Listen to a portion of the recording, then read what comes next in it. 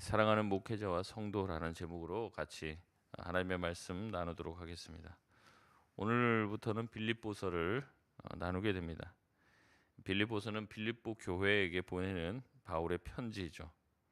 빌립보 교회가 어떤 교회인지 간단하게 설명을 해드리면, 바울이 기도 중에 아시아로 이제 선교를 하러 가려고 결정을 합니다. 그래서 동쪽으로 가서 복음을 전하려고 했지만 환상 중에 마게도냐 사람이 나타나서 마게도냐로 건너와 우리를 도우라라는 환상을 보게 되고, 그래서 동쪽이 아닌 서쪽으로 향하여 유럽으로 가서 복음을 전하게 되죠. 그 유럽으로 가서 마게도냐의 첫 성이 되었던 곳이 바로 빌립보 지역입니다. 이 빌립보 지역에서 바울은 루디아를 만나게 되고, 루디아가 은혜를 받고 복음을 받아들이게 되어 루디아의 집에서부터 모여서 예배를 드리기 시작하고 말씀을 전하기 시작했던 것이 빌립보 교회의 시작이 되었던 거죠. 바울은 지금 옥중에 갇혀 있습니다. 그러나 이 빌립보 교회는 이 바울의 옥바라지죠. 옥바라지를 하고 바울이 정말로 잘 지내고 있는지를 확인하기 위해서 사람을 보내고 그에게 안부를 전했습니다. 그래서 바울은 이것에 대해서 답신을 하고 안부를 다시 한번 빌립보 교회에 전하고 서로 따뜻한 인사를 주고받는 내용이 이 빌립보서의 내용입니다. 그래서 다른 서신서들과는 다르게 교회의 어떤 문제들에 대해서 크게 부각시키거나 아니면 야단치거나 책망하는 내용이 거의 담겨져 있지 않습니다. 바울은 지금 핍박 가운데 감옥에 있죠. 그것은 빌립보 교회 성도들도 마찬가지일 겁니다. 그렇기 때문에 바울은 내가 갇혀 있지만 그럼에도 불구하고 너희는 슬퍼하지 말고 오히려 기뻐하라. 너희들도 고난이 있고 핍박이 있지만 그 고난에 굴하지 말고 주님이 주시는 평안, 기쁨을 잃지 말라고 당부하는 것이 빌립보서 전체의 내용입니다. 오늘 본문을 한번 묵상해 보도록 하겠습니다. 1절에서 2절 말씀은요, 인사말이죠. 대부분의 이제 서신서에서 앞에 부분은 인사말입니다. 바울은 자신과 디모데를 같이 묶어 그리스도 예수의 종이라고 이야기합니다. 바울과 디모데를 함께 묶어서 표현하고 있으며, 또 자신들이 그리스도의 종이라고 이야기하면서 자신들은 자신의 뜻을 따라서 선교하거나 움직이거나 목회하는 자가 아니라 그리스도의 종으로서 그리스도께서 시키는 대로 복음의 사역들을 감당하는, 그리스도의 지시를 받아 움직이는 그리스도의 종이라고 말하고 있습니다. 보통 바울은 자기를 소개할 때 그리스도의 종이라는 표현을 자주 쓰죠. 그러면서 사도된 바울 이런 식의 표현을 많이 쓰는데, 여기서 빌립보서에서는 사도라는 말이 들어있지 않습니다. 굳이 자기가 사도라고 밝히지 않아도 빌립보 성도들은 기쁨으로 바울을 사도로 받아들이고 있기 때문에 특별히 이 교회와 바울 사이에는 큰 문제가 있지는 않았습니다. 바울은 성도들을 향해 빌립보에 사는 모든 성도, 또한 감독과 집사들에게 편지를 한다고 말을 하죠. 감독과 집사들이라고 하는 이 언급은 바울 서신에서 처음 등장하는 표현입니다. 감독이라는 제도가 이제 장로교회는 없죠. 지금 현재는 감독이라고 얘기할 때 이제 보통 감리교 쪽에서 감독이라는 표현을 많이 쓰고, 우리는 이제 감독이라는 말을 쓰지를 않고 오히려 이제 다른 무슨 이제 노회장, 총회장 이런 식의 말을 쓰는데, 감독이라고 초대교회에서는 이 직책도 있었을 것으로 생각을 하고 감독하는 자 이런 뜻을 의미하기도 합니다. 그래서 사실 이 부분을 해석할 때 어떤 분들은 이 부분을 특정 이 직분을 나열한다고 하기보다는 교회를 섬기는 리더들을 통칭하여 감독들과 집사들이라고 말하는 것으로 보입니다. 그래서 영어 번역이나 아니면 한글 번역에서도 이 부분을 감독, 집사 이렇게 번역하기도 하지만 그냥 감독하는 자들, 교회를 섬기는 자들 이런 식으로 표현하기도 합니다. 바울은 2절에 하나님과 예수 그리스도로부터 은혜와 평강이 있을 것이다라고 얘기하며, 우리에게 주어진 은혜와 평강이 있다면 그 모든 것은 그리스도 예수로부터, 하나님으로부터 주어진 것이라고 말하고 있죠.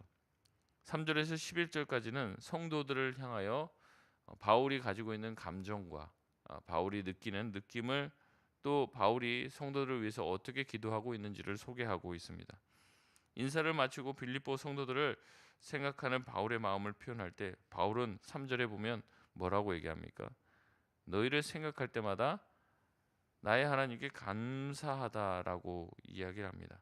또 4절에 너희를 위해서 간구할 때마다 너희를 위해서 기도하고 간구하는 것이 항상 나에게 기쁨이 되어 근심이 아닌 기쁨으로 너희를 위해서 기도하고 있다고 얘기합니다.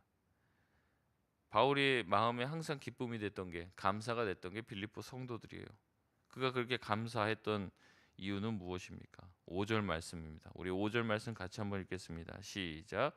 너희가 첫날부터 이제까지 복음을 위한 일에 참여하고 있기 때문이라. 아멘. 바울이 빌립보 교회 성도들을 생각할 때마다 감사하고 그 마음의 기쁨이 넘치는 이유는 그들이 복음에 관한 일에 처음에부터 참여하여서 헌신했기 때문에 그렇습니다. 빌립보 교회 성도들이 바울에게 사례비 많이 주고 바울의 말 잘 듣고 바울을 극진히 섬겼기 때문에 바울이 빌립보 교회 성도들을 좋아한 게 아닙니다. 바울이 빌립보 교회 성도들을 바라보며 감사가 넘쳐가고 그들을 생각할 때마다 기쁜 이유는 뭐냐면 그들이 바울과 같은 곳을 바라보고 같은 마음을 품고 헌신했기 때문에 그런 것입니다. 바울 개인에게 잘해주고 또 잘 섬기는 것 그것 또한 감사할 일이죠. 하지만 목회자인 바울의 마음을 흡족하게 했던 것은 다름이 아닌 그들이 바울과 같이 복음을 전하는 일에 매진했기 때문에 그렇습니다. 아마 바울이 이 얘기를 했을 때는 빌립보 교회를 처음 개척했을 때부터 지금까지의 일들을 이렇게 주마등이 지나가듯이 쭉 파노라마처럼 바라보면서 이야기를 했을 거예요. 빌립보 교인들이 얼마나 주님의 일에 헌신적이었고 주님을 위해서 불철주야 애썼는지를 기억해냈을 겁니다. 그것이 바울의 마음에 감사와 기쁨이 된 거죠. 자기보다 주님을 더 뜨겁게 사랑하고 복음을 전하면서 고난당하는 것을 힘들어하거나 어려워하거나 부담스럽게 여기지 않습니다. 기쁨으로 때로는 바울보다도 더 멋진 모습으로 복음을 전하고 있는 빌립보 교회 성도들의 모습에 바울은 항상 기쁨이 넘쳤고 감사가 넘쳤던 것이죠. 빌립보 교인들은 진정한 의미에서 바울의 동역자였던 겁니다. 땅 끝까지 복음을 전파하리라 라는 주님의 사명. 사도 바울도 마찬가지죠. 예수님을 핍박했지만 예수님은 오히려 그에게 나타나가 용서를 베풀어 주시고 사도직을 주셨습니다. 그래서 그것이 너무나도 마음에 감사가 되어 빚진 자의 마음으로 복음을 전하며 살았던 것이죠. 그런데 바울뿐 아니라 빌립보 성도들도 그렇게 생각하는 거예요. 같은 마음을 품고 있는 거죠. 이것이 바울에게 큰 기쁨이 된 것입니다. 단순히 목회자의 말 잘 들어서가 아니라 하나님이 바라보시는 그 방향으로 온 교회가 한 마음이 되었기 때문에 바울은 항상 기뻤고 감사했습니다. 바울은 6절에 너희의 이런 착한 일은 하나님께서 하신 일이라고 얘기합니다. 빌립보 교회의 자랑이 될 수도 있어요.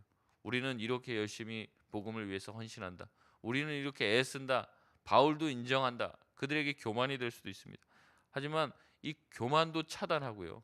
또 이런 말을 하면 또 그러죠. 앞으로도 계속 잘해야 되잖아요. 이런 칭찬을 받으면 그런 부담감이 생길 수도 있습니다. 근데 그것도 차단합니다.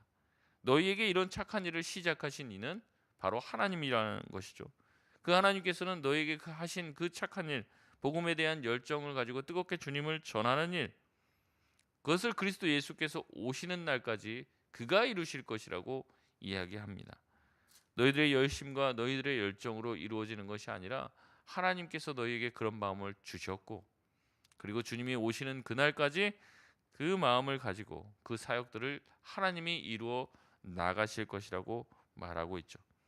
그러기에 7절에 빌립보 교회는 모든 일에 바울과 함께한 교회였음이 틀림없습니다. 바울은 7절에 말합니다. 바울이 매였을 때나 복음을 향해 복음을 변명하고 복음에 대해서 변호할 때마다 또 복음을 확정적으로 선포할 때마다 빌립보 교회는 다 나와 함께 있었다 그렇게 얘기합니다. 빌립보 교회가 그랬던 거예요. 바울이 사역하는데 바울 혼자만 보낸 게 아니에요. 항상 동행했고 항상 같이 그 일에 동참했고 마음과 중심을 다했습니다. 힘든 일도 함께 몸소 겪었고요. 마음 아픈 일, 고생, 여러 가지 산전수전을 바울과 함께 겪은 단순한 동역자를 뛰어넘은 소위 말하면 전우입니다. 전우. 같이 피를 묻히고 같이 고생을 한 것이죠. 바울이 이 모든 것을 다 기억하면서 지금 고백하는 거예요. 엄청나게 바울의 사역에 힘이 됐던 교회가 빌립보 교회였습니다. 그래서 바울은 8절에 이렇게 고백을 하죠. 우리 8절 말씀 같이 한번 읽겠습니다. 시작. 내가 예수 그리스도의 심장으로 너희 무리를 얼마나 사모하는지 하나님이 내 증인이시니라. 아멘. 바울은 빌립보 교회를 예수님의 심장으로, 그리스도의 심장으로 너희 무리를 내가 사모한다라고 얘기하며 그 일에 대해서는 하나님이 증인이 되신다고 이야기합니다. 정말 아름다운 고백이죠. 목회자들이 정말 순수한 마음으로 성도들을 진심으로 사랑한다고 고백하는 것은 쉬운 일이 아닙니다.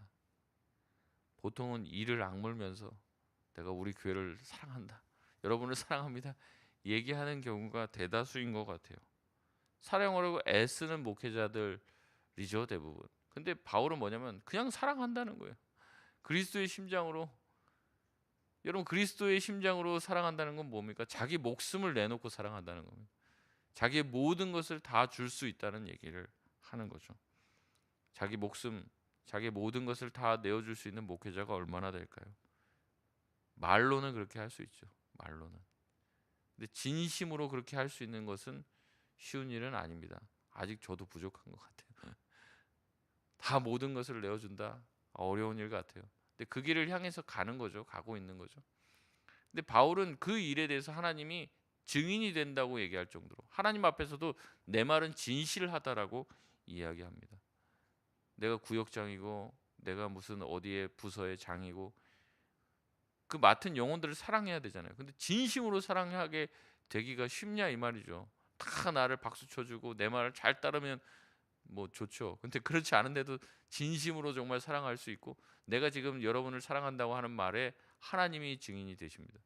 쉽게 말하면 이겁니다. 하나님의 이름을 걸고 내가 맹세하는데 여러분을 정말로 사랑합니다. 예수님처럼 내가 여러분을 사랑하고 있습니다. 이렇게 어떻게 담대하게 성경에 기록할 정도로 말할 수 있냐는 거죠. 바울에게 있어서 빌립보 성도들은요, 정말로 아름다운 성도들이었고 사랑스러운 성도들이었어요. 바울은 진심으로 자기가 그리스도의 심장으로 이 성도들을 사랑한다고 고백하고 있습니다. 9절에서 11절까지 바울은 빌립보 교회를 축복합니다. 빌립보 교회가 성장하고 열매가 가득하여 하나님께 영광이 되길 원한다고 기도하겠다라고 말하고 있죠. 오늘 본문을 묵상하면서 저는 저와 우리 성도들이 이런 관계가 되길 정말로 꿈꾸게 되었습니다. 사랑받는 성도들이어야 되고 사랑받는 목회자라면 얼마나 그 관계가 아름답고 교회가 행복하겠습니까? 그럼에도 많은 교회들이 목회자를 의심하고 직원처럼 대하는 경우가 있습니다. 의심의 눈초리를 보내고 그런 눈초리를 받는 목회자는 성도들을 또 폄훼하고 깎아내리고 다른 교회 성도들과 비교합니다. 마치 사장님들은 뽑을 직원이 없다고 얘기하고 직원들은 갈 만한 직장이 없다고 말하는 것과 똑같죠. 그래서 계속 이 목회자와 성도들 간의 관계가 갈등 관계로 나아가는 경우가 많이 있어요. 여러분, 이것처럼 비참한 일이 어디 있습니까? 성도들과 목회자들의 관계가 긴장 상태가 유지되는 것만큼 좋지 못한 일이 없어요. 목회자는 앞에 강단에 섰을 때 성도를 막 비난하고 성도는 뒤에 가고 목사님 욕하고 그런 교회를 보면서 누가 교회를 다니고 싶겠습니까? 빌립보 교회야말로 뭐 빌립보 교회는 문제가 없었겠습니까? 그런데도 불구하고 항상 서로를 끈끈이 사랑하며 같은 곳을 바라봤다는 거죠.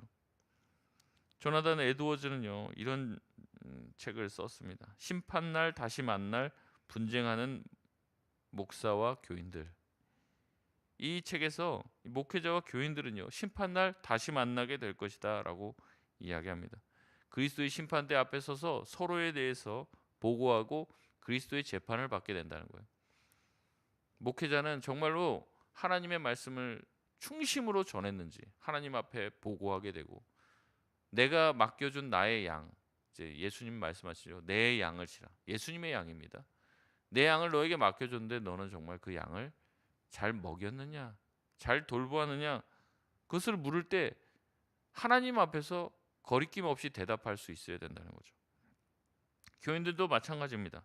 그리스도의 심판대 앞에 가서 정말로 목회자를, 하나님이 보내주신 목회자를 잘 섬기고 잘 따르고 사랑했는지, 그 목회자를 통해서 하나님께서 주신 말씀에 잘 순종했는지를 예수님이 물어보시는 날이 온다는 거죠.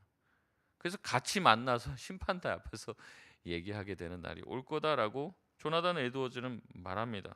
서로를 어떻게 대했는지 숨김없이 보고할 날이 온다는 거죠. 에드워즈는 이 세상에서 목회자와 교인으로 만난다는 것은 놀라운 주님의 계획 가운데 이루어진 일이라고 이야기합니다. 소중해도 너무나도 소중한 관계라는 거죠. 교인은 좋은 목사를 만나야 합니다. 목사도 좋은 교인을 만나야지요. 함께 서로 같은 가치를 추구하고 같은 꿈을 꾸며 살아갈 때 행복함을 느끼게 됩니다. 그렇게 행복한 신앙생활을 해야 신앙생활이 활기가 넘치는 거죠. 신앙으로 인해 우리 삶에 행복이 가득 넘치고 교회 생활을 통해서 우리 삶이 풍요로워져야 되는데, 그렇지 않고 목회자와 성도들 간에 분쟁이 일어나게 되면 그때만큼 우리의 삶이 피폐해지는 것도 또한 없다는 겁니다. 그러니까 교회 안에 분쟁이 생기고 나면 한 주 내내 그것 때문에 머리가 아픈 거예요. 또 교회를 가야 되잖아요, 주일날. 그러니까 막 마음이 힘들고 어렵고 막 부대끼는 거죠. 교회를 나가기 싫고 어려운 겁니다. 그래서 삶이 오히려 교회 생활 때문에 망가지는 거예요. 회사 때문에 힘든 게 아니라 교회 때문에 힘든 거죠. 결국에 교회를 옮기게 되는 일도 생기게 됩니다. 여러분, 그렇기 때문에 목회자와 교인들의 관계는 참으로 좋은 거예요. 목회자들도 그런 것들 때문에 부대껴서 교회를 옮기기도 합니다. 이런 모습을 보면서 누가 그 교회에 나오고 누가 그것을 통해서 예수를 믿게 되겠냐는 거죠. 신앙생활을 통해서 여러분 행복하시길 바랍니다. 저도 여러분을 열심히 사랑할 테니 여러분도 저와 우리 교육자들을 사랑해 주시길 바라고 따뜻하게 대해 주시길 바랍니다. 신앙으로서의 우리의 삶에 기쁨과 행복이 넘칠 수 있는 선한 길을 선택해야 합니다. 그렇기 때문에 이 관계야말로, 목회자와 이 성도들의 관계야말로 우리 가족 관계만큼 중요합니다. 우리 형제 관계만큼이나 중요합니다. 그렇지 못하면요, 우리 삶이 자꾸 무너지게 되고 어려워지고 신앙생활하면서 은혜를 못 받게 되는 거죠. 목회자의 관계가 깨지면 어떻게 됩니까? 말씀이 귀에 들어오지가 않습니다. 제가 부목사로 부산에서 있으면서 참 감사했던 것 중에 하나가, 어쨌든 지금도 제가 가끔 인터넷으로 이제 제가 섬겼던 담임 목사님의 말씀을 들으면 지금도 은혜를 받아요. 그 감사한 거죠, 그게. 근데 보통은 안 그렇거든요. 한 두세 달 교회 나오면은, 부교육자로 그 교회 가서 두세 달 있으면은 목사님 말씀이 귀에 안 들어와요. 자꾸 비판하는 마음만 자꾸 들지. 그래서 제가 감사한 것이 그거였어요. 그래서 뭐 그런 얘기 한다고 그랬죠. 뭐 그 교회에서 이제 부교육자들이 은혜 받고 사모님이 은혜 받고 장로님 은혜 받으면 받을 사람 다 받았다, 이제 그런 얘기 이제 우스갯소리로 할 정도로 가까이 있으면 참 어려운 것이죠. 근데 그 관계가 잘 깨지지 않고 신뢰 관계 가운데서 늘 은혜를 받았다는 것이 참 감사가 됩니다. 그렇기 때문에 이 관계가 중요한 거죠. 목회자의 관계가 깨지면 말씀이 들어오지 않고, 그로 인해서 어떻게 됩니까? 자기 영혼이 공경에 처하는 거예요. 자기 영혼이 무너지는 거고, 하나님 앞에서 신앙이 바로 세워지지 못한다는 거죠. 앞서 말씀드렸듯이 저도 열심히 섬기겠습니다. 최선을 다해서 여러분을 사랑하고 사랑하려고 애쓰고, 그래서 정말로 하나님 앞에서 저도 이 고백을 하길 바래요. 8절 말씀처럼 제가 예수 그리스도의 심장으로 여러분을 위해서 모든 것을 다 내어주고 여러분을 위해서 차라리 죽으라면 내가 죽겠다라는 그 말이 그냥 헛소리가 아니라 정말 그리스도께서, 하나님께서 내 말의 증인이 되실 것이다. 나는 정말로 그렇게 여러분을 사랑한다. 그렇게 말씀할 수 있는 데까지 제가 도달하길 바라고, 여러분도 하나님의 심판대 앞에서 부끄럽지 않도록 앞에서 이끄는 목회자들과 말씀 전하는 사람들을 존경하고 사랑해 주시기 부탁을 드립니다. 지금도 사랑해 주셔서 감사할 때가 많아요. 뭐 이것저것 자꾸 챙겨 주시고 그래서 막 분에 넘칠 때가 많이 있는데 앞으로도 잘 부탁드립니다. 말씀을 마치겠습니다. 저나 여러분이나 서로를 생각할 때 감사와 기쁨이 있었으면 좋겠어요. 바울은 지금 옥중에 있습니다. 기뻐할 일이 뭐가 있고 감사할 일이 뭐가 있겠습니까? 가택연금이라고 얘기하는데 우리가 생각하는 것만큼 그렇게 좋은 게 아니에요. 어떤 좋은 시설에서 무슨 요양하는 것 같이 있는 게 아닙니다. 아주 힘들고 아주 어려운 그런 곳에서 고생하고 있는 것이죠. 감사할 일, 기쁨 일이 없어요. 나가서 또 빨리 복음을 전하고 싶겠죠. 그런데 그 모든 자유를 박탈당한 상태에서도 빌립보 교회만 생각하면 바울의 마음에 감사가 넘치고 기쁨이 넘쳤던 거예요. 교회를 생각할 때, 목회자가 교회를 생각할 때 아우 골치 아파. 안 마주치고 싶다. 그냥 내가 할 일 앞에 나와서 설교만 하고 그냥 집에 가고 싶다. 여러분 그런 관계가 되면 하나님의 심판대 앞에 나중에 설 때 다 그 모든 것에 대해서 하나님한테 보고해야 하고 해명해야 합니다. 하나님 말하실 거예요. 목회자에게. 너는 왜 내가 맡겨준 그 성도를 사랑하지 않았느냐? 너는 정말 진심으로 사랑하냐? 나처럼 사랑했느냐? 또 성도들에게 묻겠죠. 내가 너를 세워가도록 목회자를 통해 말했는데 왜 그 말을 듣지 않았느냐? 왜 그 목회를 방해했느냐? 묻게 될 때 우리가 하나님 앞에서 말해야 될, 대답하고 해명해야 될 날이 올 것이라는 것을 기억하며 서로에게 사랑의 말과 서로에게 감사의 말과 서로를 생각할 때 기쁨이 넘칠 수 있는 우리 모든 성도님들. 그래서 주님 앞에서 부끄럽지 않는 관계를 잘 만들어 갈 수 있는 우리 성도들과 또 우리 목회자들 다 되시길 주의 이름으로 소원합니다. 우리 이 시간 같이